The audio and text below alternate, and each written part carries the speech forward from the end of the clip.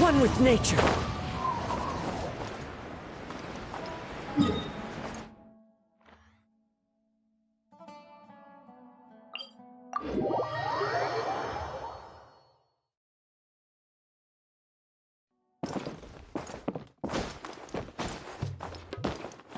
Into the wind.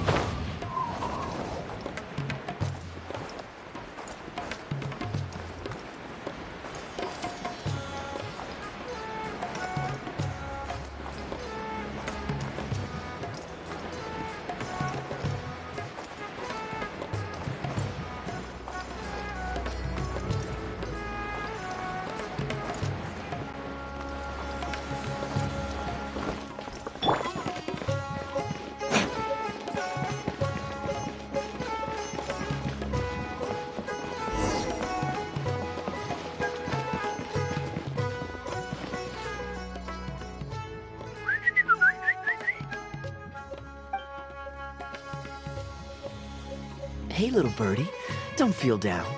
Come and perch on my shoulder. Don't be shy. I'll show you around town. Really? No wonder they never pay attention to me. Forget it. I probably shouldn't be anthropomorphizing them anyway. Haven't seen you in some time. To which one of the Animo Archon's winds do I owe the honor? Oh. Is this your way of saying that you missed me? Since it wasn't meant to be with this little birdie, I'd better leave it alone. Let's take a walk, shall we?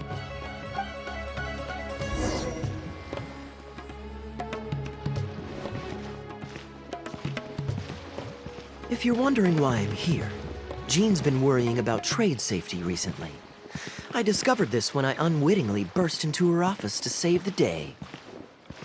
Another job involving long-distance travel falls to me.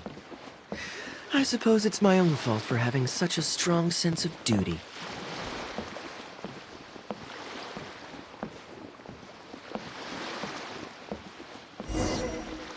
Still, on the bright side, business is now taken care of. And I have unused travel funds, so I was planning to...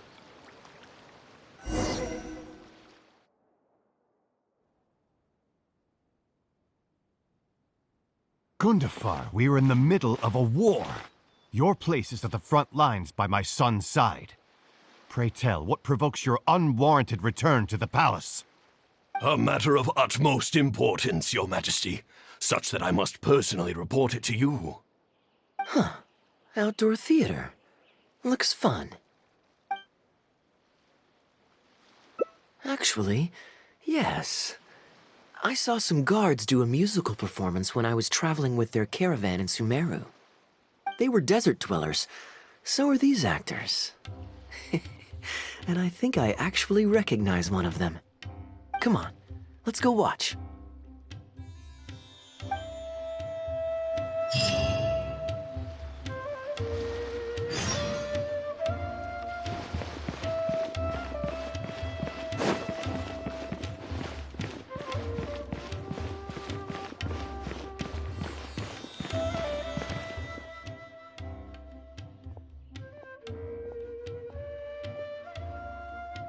Your Majesty, not only has God bestowed the throne upon you, but your beloved son, Prince Kubad, has led our brave warriors to victory against Frasyav's army. His men have laid down their arms and fled. Frasyav's brazen ambition is no more.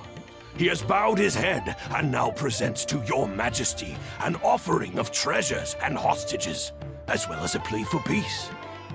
My king, this battle has finally restored the dignity of our people.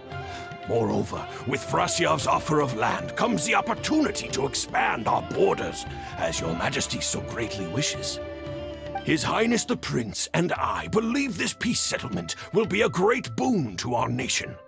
It is for this reason alone that I have removed my armor and made haste back to our halls from the front lines. My king, what say you to this proposal? Ah, it's the tale of Prince Kubad. Ever heard this one? Don't worry, I still remember the general plot. Let me fill you in on the background while the king deliberates. The main characters are the brilliant Prince Kubad and his war-hungry father, King Kabus.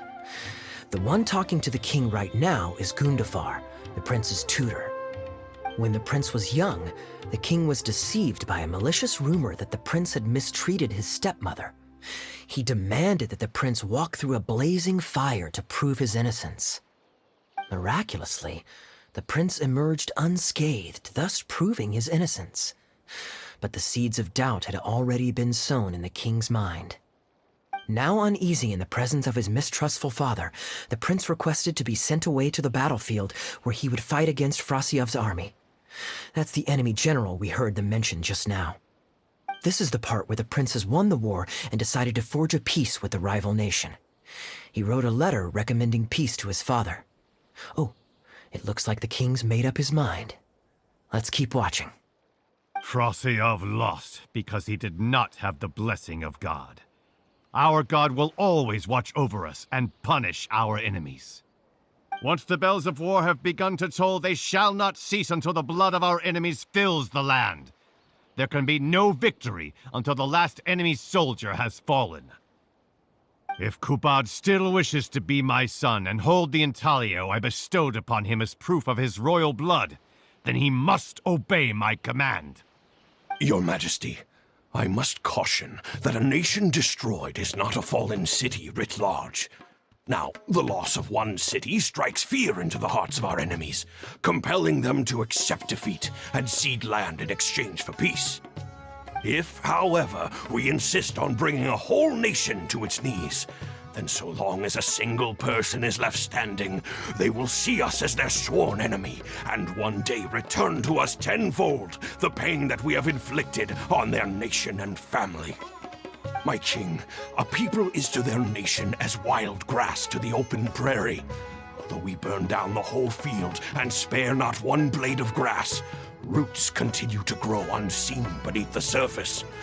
Come the spring, it is all but inevitable that fresh green shoots will rise up from the ashes. Cease, Gundafar. Your mind grows dull in your old age, filled with naive delusions. We shall have no more need of you on the battlefield. As for my son Kubad, I will summon him back to the capital, so he may be tried by a court-martial. What are you saying, my noble king? Why must you mistrust your own flesh and blood, and sink ever deeper into the blight of hatred? When he was falsely accused, you once doubted his honor, and made him walk through a raging fire. Did he not prove himself worthy by emerging unharmed from the flames? Now you would turn me away, when I seek only to provide the wisdom of counsel. What is the justification for this? The justification is that my word, not yours, is the law of the land. Cease and be gone, Gundafar, so you may spend the rest of your days with your wife.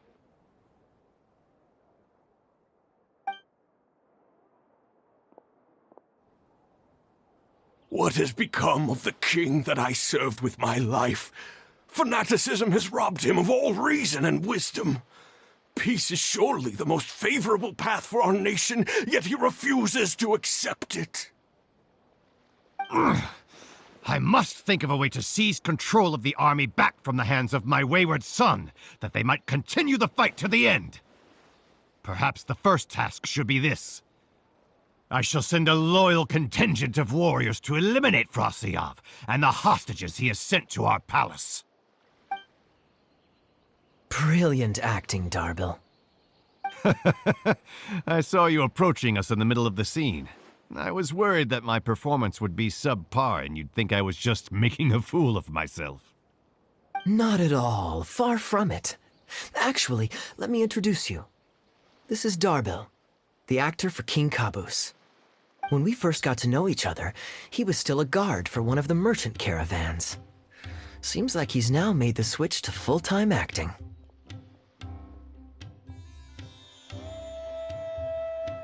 Nice to meet you. Any friend of Kaeya's is a friend of mine. To be perfectly honest, I wasn't making all that much as a mercenary. It felt right to me to get away from the danger and live a more stable life. I was already pretty good at telling stories, so I just recruited a few friends and started performing shows all over the country. Full disclosure, we had to put this little stage together using whatever wood and cloth we could borrow. It's really low budget. Anyway, we're all good enough at acting to get through the motions, but none of us are any good at coming up with a script. Everything we tried to write just sounded off somehow. So I got a student from the academia to adapt an old story I knew to make it more appealing to our audience. What do you think? Passable? I could tell that you've had someone tighten up the lines.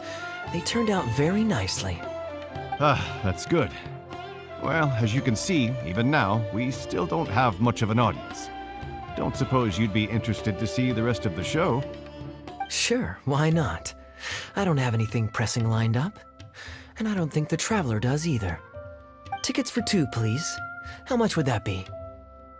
There's no need for tickets. You could just get some food from Jafar Tavern. We've worked out an arrangement with them. We've actually found a sponsor for this performance, too. He's not too happy about the poor turnout, though. I doubt we'll be able to keep him for the next performance. A real pity. But what can you do, huh? Darbil Asgar still hasn't shown up for the next scene. We should get his costume and sword out so they'll be ready to go the moment he gets here. My apologies. I have to get ready for the upcoming scene. I'll see you from the stage.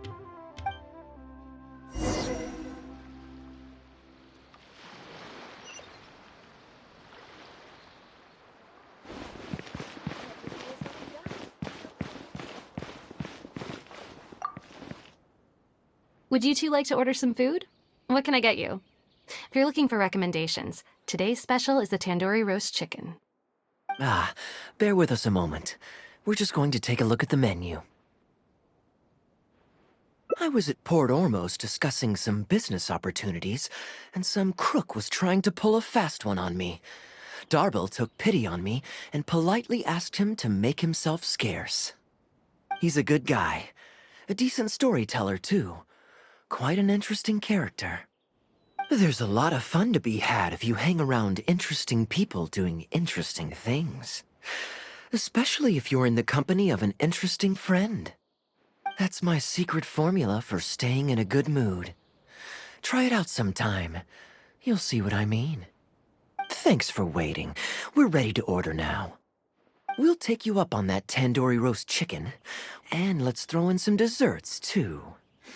1 each of the rose custard, that talumba, and the patisara pudding, please.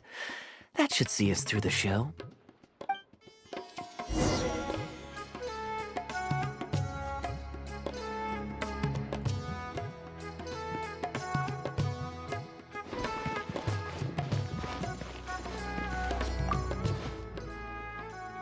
We've got good seats, close to the stage, but also not too crowded.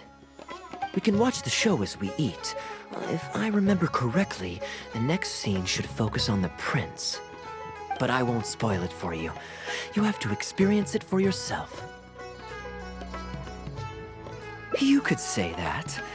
It's always stayed with me because it's hammered home a cruel but realistic truth. People do not choose where and when to be born. Yet the circumstances of their birth define the choices that they will have for the rest of their life. Here you are. The check's on the table, too. Just call me over when you're ready to settle up. No need. I'll pay up front. Here. Keep the change. Thank you, sir. Oh, but this is too generous. Call it a token of my gratitude for the excellent service. The food all smells wonderful, too. So please pass my compliments to the chef.